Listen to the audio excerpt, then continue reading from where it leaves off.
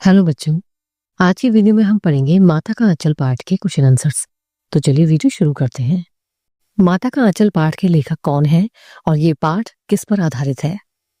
इस पाठ के लेखक शिव पूजन सहाय हैं और इस पाठ में उन्होंने अपने ही बचपन के ग्रामीण परिवेश का वर्णन किया है और साथ ही पिता और पुत्र के बीच मजबूत संबंध और माता की ममता के बारे में बताया है। लेखक के बचपन का क्या नाम था और उनके बाबूजी उनको क्या कहकर पुकारा करते थे? लेखक के बचपन का नाम तारकेश्वर नाथ था और उनके बाबूजी उन्हें प्यार से भोलानाथ कहकर पुकारा करते थे। लेखक का बचपन में भोलानाथ नाम किस प्रकार पड़ा था? लेखक के बाबूजी उन्हें सुबह नहला धुलाकर अपने साथ पूजा में बिठा लेते थे और उनके माथे पर बभूत और त्रिपुंड लगाते थे। बालक के सिर पर लंबी जटाएं होने के कारण बभूत के साथ वह बम बोला बन जाते थे, जिस कारण उनके बाबूजी उन्हें प्यार से भोलानाथ कहकर पुकारते थे। भोलानाथ का अपनी माँ के साथ कितना नाता था? भोलानाथ अपना ज्यादा से ज्यादा समय अपने बाबूजी के साथ बिताया करते थे। उनका माँ के साथ दूध पीने तक का नाता था। भोलानाथ के मना करने पर भी उसकी माँ उनके सर पर कड़वा तेल लगाती थी, माथे पर काजल और बिंदी लगाती थी, चोटी गूंथकर कुर्ता टोपी पहनाकर उन्हें खाना भी खिलाया करती थी। बच्चे माता पिता के प्रति अपने प्रेम की अभिव्यक्ति किस प्रकार करते हैं, यानी अपने प्रेम को किस प्रकार बताते हैं? बच्चे माता पिता के प्रति अपने प्रेम को उनके साथ रहकर अभिव्यक्त करते हैं। उनके लिए माता पिता की उपस्थिति बहुत मायने रखती है। वह अपना प्रेम प्रकट करने के लिए कभी उन्हें चूमकर, कभी उनकी गोद या कंधे पर बैठकर प्रकट करते हैं। अपनी शरारत से माता पिता का ध्यान अपनी ओर आकर्षित करते हैं और अपनी माता पिता की आज्ञा का पालन भी करते हैं। भोलानाथ को उनके पिताजी अपने साथ पूजा में क्यों बिठाते थे? लेखक के बाबूजी धार्मिक प्रवृत्ति के थे। पूजा अर्चना करना, रामायण पढ़ना उनके नियम में था और वह अपने बेटे भोलानाथ में भी यही संस्कार डालना चाहते थे। इसीलिए पूजा के समय वह बालक को भी नहला धुलाकर पूजा में अपने साथ बिठाया करते थे, जिससे उसके अंदर भी ईश्वर के प्रति आस्था और विश्वास की भावना बनी रहे। माता का आंचल पाठ में लेखक के बचपन का वातावरण कैसा था और इसका उनके व्यक्तित्व निर्माण पर क्या प्रभाव पड़ा? लेखक के बचपन का वातावरण गहरे पारिवारिक प्रेम, धार्मिक अनुशासन और सादगी से भरा हुआ था, जिनका ज्यादातर समय अपने मित्रों के साथ मस्ती करते और बाबूजी के साथ बीतता था।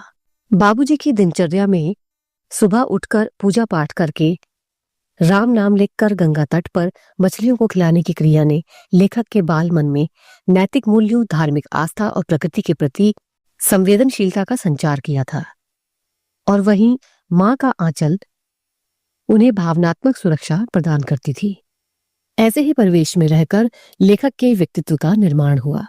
किस प्रकार माँ की भूमिका इस पाठ में सुरक्षा और संवेदना के प्रतीक के रूप में उभरती है? लेखक के अनुसार माँ का आंचल एक ऐसा सुरक्षित स्थल है जहाँ एक बच्चा अपना सारा डर और दुख दर्द को भूल जाता है। एक माँ अपने बच्चे के बालों में तेल लगाकर, कभी उसे रंगीन कपड़े पहनाकर, कभी पक्षियों के नाम लेकर उसे खाना खिलाते समय अपने वात्सल्य का परिचय देती है। जब बच्चा घायल होकर और डरकर घर पहुंचता है तो माँ का आंचल ही उसे वास्तविक सुरक्षा और सांत्वना प्रदान करता है। इस प्रकार माँ की भूमिका संबल, संवेदना, प्रेम और अटूट विश्वास का प्रतीक बनकर पाठ में उजागर होती है। पाठ में पिता और पुत्र के संबंध को किस प्रकार दिखाया गया है? पाठ में पिता और पुत्र का संबंध अनुशासन, प्रेम, मार्गदर्शन और भावनात्मक रूप से जुड़ा हुआ दिखता है। बालक के पिता उन्हें सुबह सुबह उठाकर स्नान कराते हैं, पूजा में शामिल करते हैं, राम नाम लिखवाते हैं, मछलियों को दाना खिलाने के लिए साथ ले जाते हैं। ये सभी कार्य पिता की जिम्मेदार, धार्मिक और स्नेहपूर्ण छवि को उजागर करता है। बालक को पाठशाला में दंड मिलने पर पिता दौड़कर आते हैं और उसे अपनी गोद में लेकर सांत्वना देते हैं। जबकि पिता का व्यक्तित्व अनुशासन प्रिय है, लेकिन वे बालक के खेलों में भी हिस्सा लेकर आनंदित हो जाते हैं। बचपन में लेखक को अपने अध्यापक से डांट क्यों पड़ी थी? क्योंकि उन्होंने अपने साथियों के साथ मिलकर गांव के एक वृद्ध व्यक्ति मूसन तिवारी को चिढ़ाया था। उनके दोस्तों में बैजू नाम का एक बहुत ही शरारती बच्चा था, जिसने सबसे पहले मूसन तिवारी को चिढ़ाया था और उसके साथ ही और बच्चे भी मूसन तिवारी को चिढ़ाने लगे। इस बात की शिकायत तिवारी जी ने अध्यापक से कर दी, जिसमें बैजू तो भाग निकला था, लेकिन लेखक की खूब डांट पड़ी थी। सांप को देखते ही बच्चों ने क्या किया?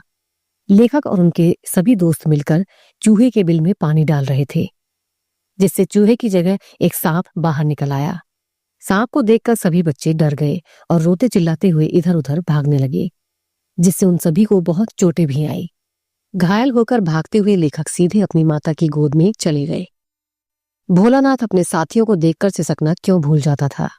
बच्चे स्वभाव से बहुत ही निश्चल, कोमल और चंचल होते हैं। बालक भोलानाथ रोना छोड़कर खेलना शुरू कर देता है। ये बाल मनोविज्ञान की स्वाभाविक मनोवृत्ति को दर्शाता है, क्योंकि बच्चों की खेलने में रुचि होती है और भोलानाथ भी अपने साथियों को खेलते देखकर रोना सिसकना भूल जाता था और खेलने में मग्न हो जाता था। माता का आंचल पाठ की सार्थकता किस प्रकार स्पष्ट होती है। बच्चे माँ के आंचल में छिपकर अपने आप को सुरक्षित महसूस करते हैं। भोलानाथ का अधिकांश समय अपने पिता के साथ ही बीतता था और माँ के साथ उनका बहुत ही सीमित संबंध था। लेकिन पाठ के अंत में सांप से डरा हुआ बालक भोलानाथ पिता को हुक्का गुड़गुड़ाते देखकर भी माता की शरण में ही गया, जहां उसने सुरक्षा और शांति का अनुभव किया। उसने ऐसी स्थिति में अपने पिता को भी अनदेखा कर दिया और माँ के आंचल में दुबककर राहत महसूस की। इस प्रकार माता का आंचल का जो शीर्षक है वो पूरी तरह सार्थक है। माता और पिता की भूमिका में क्या अंतर है। पिता अपने बच्चे को अनुशासन सिखाते हैं और उनका मार्गदर्शन करते हैं। वह अपने बालक को धार्मिक और नैतिक पथ पर ले जाते हैं, तो वहीं माता भावनात्मक रूप से पालन पोषण, देखभाल और स्नेह करती है। वह बालक के शारीरिक कष्टों, मानसिक तनाव को अपने आंचल में पिघला देती है। इस प्रकार दोनों मिलकर बालक के विकास की पूरक भूमिकाएं निभाते हैं। बालक बचपन में कौन कौन से खेल खेला करता था।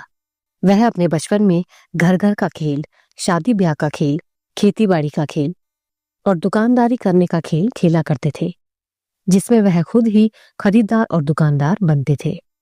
मुसीबत के समय भोलानाथ अपने पिता के पास न जाकर माँ के पास ही क्यों गया, क्योंकि दुख या परेशानी आने पर एक बच्चे को माँ के आंचल से सुरक्षित और कोई स्थान नहीं लगता। जहाँ पिता की मजबूत बाहें काम नहीं आती, वहां माँ की ममता की छांव काम आ जाती है।